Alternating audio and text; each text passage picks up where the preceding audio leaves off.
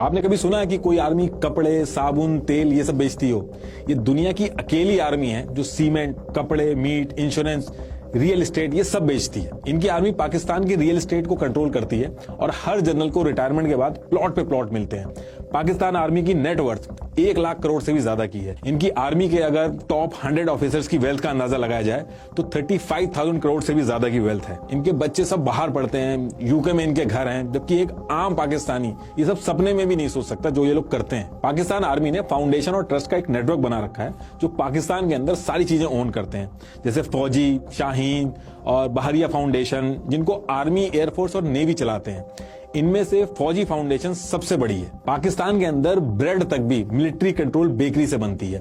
पाकिस्तान के बैंक को भी आर्मी ओन करती है और हैवी इंडस्ट्री का 1/3 और टोटल प्राइवेट एसेट का 7% हिस्सा आर्मी ओन करती है। पहले कमाते हैं और फिर लॉ में अमेंडमेंट करा के अपना फायदा करवाते हैं। आर्मी वेलफेयर ट्रस्ट और फौजी फाउंडेशन को इनकम टैक्स से भी छूट मिलती है और इस वजह से इनके सामने जो प्राइवेट कंपनीज है वो इनके सामने टिक नहीं पाती हैं। इनकी आर्मी के पास पावर और पैसा दोनों है। आप कभी नहीं देखोगे कि एक गरीब देश की आर्मी इतनी अमीर है। हर देश की एक आर्मी होती है, लेकिन यहाँ पे आर्मी का ही एक देश है। आप बोल सकते हो कि मैं गलत बता रहा हूँ, लेकिन आप खुद से भी एक बार चेक करिएगा कि पाकिस्तान आर्मी चीफ जो इससे पहले थे, जावेद बाजवा, इनकी वाइफ की जो 2016 में वेल्थ थी वो 0 थी।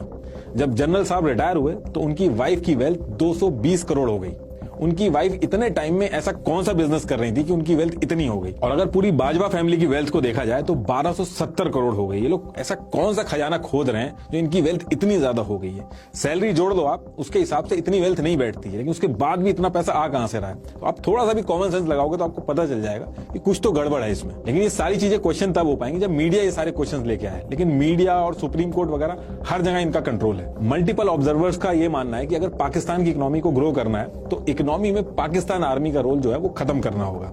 लेकिन इस डायरेक्शन में अगर कोई छोटा सा भी एफर्ट होता है तो उसको वहीं पे फेल कर दिया जाता है, उसको वहीं रोक दिया जाता है, क्योंकि इसकी वजह से पाकिस्तानी बिजनेसेस ग्लोबली कंपटीशन में नहीं आ पा रहे हैं और इनका जितना भी प्रॉफिट होता है वो सारा आर्मी के जनरल्स, रिटायर्ड जनरल्स को ट्रांसफर होता रहता है। पाकिस्तान आर्मी पाकिस्तान के सबसे बड़े रियल एस्टेट डेवलपर है। इनके पास 50 से ज्यादा हाउसिंग प्रोजेक्ट हैं, जिसमें इस्लामाबाद में 16,000 एकड़, कराची में 12,000 एकड़ की जमीन है जो इनको पाकिस्तान गवर्नमेंट से फ्री ऑफ कॉस्ट में मिली है। हायर अथॉरिटी में कोई भी हो, जो भी इनके हिसाब से नहीं चलता उसको ये लात मार के निकाल देता है।